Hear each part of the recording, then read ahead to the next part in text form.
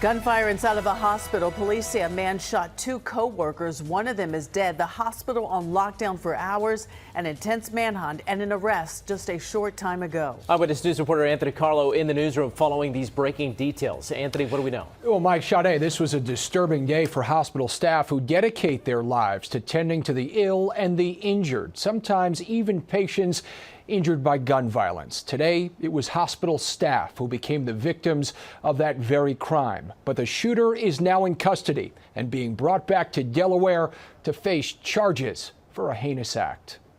People exited the hospital with their hands up. Heavily armed officers made their way inside. Wilmington Hospital deals with all kinds of emergencies as one of Delaware's biggest hospitals. But today, the hospital itself became the emergency.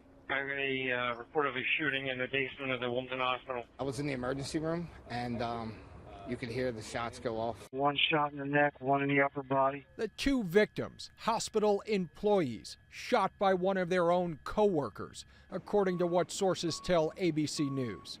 One of the victims was killed. The killer may have been a temporary employee. Regardless of what the motive is in this incident might have been, there is never an excuse for violence.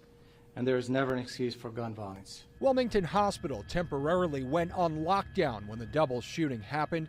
First responders, officers, and FBI agents rushing there at around 3:30 in the afternoon. But the shooter had already fled.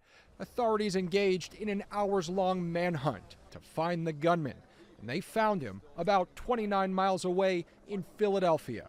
A 23-year-old man was taken into custody for shooting two hospital workers. I want to offer my thoughts and prayers for the employees at Wilmington Hospital who I know experienced a terrible day today. It's hard to imagine what they were thinking as they were barricaded in rooms across the hospital as our law enforcement teams went through and cleared each of the floors. If ever there's a place that should be a sanctuary from such violence, that is the place.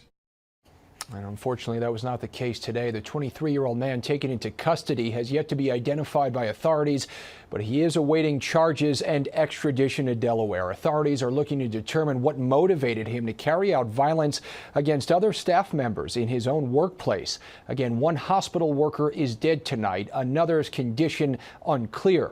Authorities say this was not random, and so investigators will be combing over whatever contact this temporary employee had with the victims before he chose to open fire.